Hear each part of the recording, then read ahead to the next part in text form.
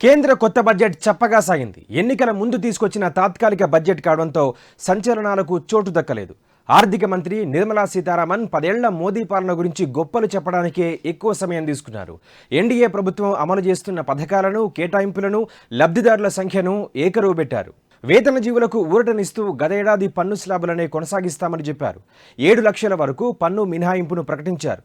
గత బడ్జెట్లోని స్లాబుల రేట్లే 2024-25 ఆర్థిక సంవత్సరానికి కూడా వర్తిస్తాయి.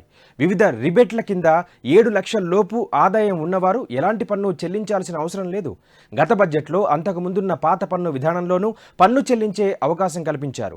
పాత కొత్త విధానాల్లో స్లాబులను బట్టి పన్ను రేటు మారుతుంది.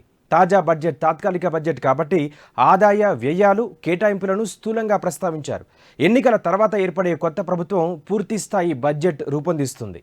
మొత్తం 47.66 లక్షల కోట్ల రూపాయలతో తాజా బడ్జెట్ ప్రవేశపెట్టారు. ఈ ఏడాది 26 లక్షల కోట్ల పన్ను ఆదాయాన్ని అంచనా వేశారు. ఫిజికల్ డెఫిసిట్ 5.2% తగ్గించారు. కార్పొరేట్ ట్యాక్స్ను 30% నుంచి 22% తగ్గించారు.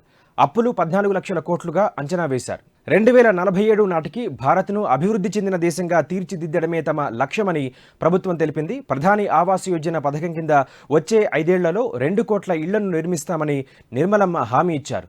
దేశవ్యాప్తంగా 1 కోటి ఇళ్లకు 300 యూనిట్ల ఉచిత కరెంట్ ఇవ్వడానికి రూఫ్ టాప్ సోలరైజేషన్ స్కీమ్ను తీసుకొస్తామని ప్రకటించారు.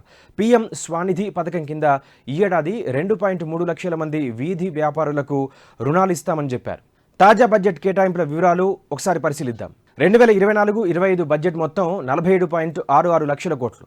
మౌలిక వసతుల రంగానికి 11.11 లక్షల కోట్లు, రక్షణ శాఖకు 6.2 లక్షల కోట్లు, రైల్వే శాఖకు 2.55 లక్షల కోట్లు, హోంశాఖకు 2.3 లక్షల కోట్లు, వ్యవసాయం, రైతుల సంక్షేమానికి 1.27 లక్షల కోట్లు, గ్రామీణాభివృద్ధి శాఖకు 1.77 లక్షల కోట్లు, ఉపరితల రవాణా, జాతీయ రహదారుల నిర్మాణానికి 2.78 లక్షల కోట్లు, ఆహారం, ప్రజా పంపిణీ వ్యవస్థకు 2.13 లక్షల కోట్లు, రసాయనాలు, ఎరువుల కోసం 1.68 లక్షల కోట్లు, కమ్యూనికేషన్ రంగానికి 1.37 లక్షల కోట్లు, గ్రామీణ ఉపాధి హామీ పథకానికి 86,000 కోట్లు, ఆయుష్మాన్ భారత్ పథకానికి 7,500 కోట్లను కేటాయించారు.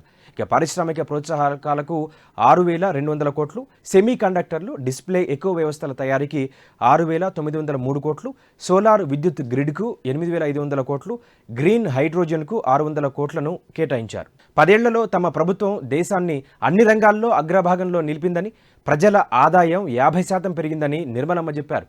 25 కోట్ల మందికి పేదరికం నుంచి విముక్తి కల్పించామన్న మంత్రి వచ్చే ఎన్నికల్లో ప్రజలు మళ్లీ తమకే ఓటు వేస్తారని ధీమా వ్యక్తం చేశారు.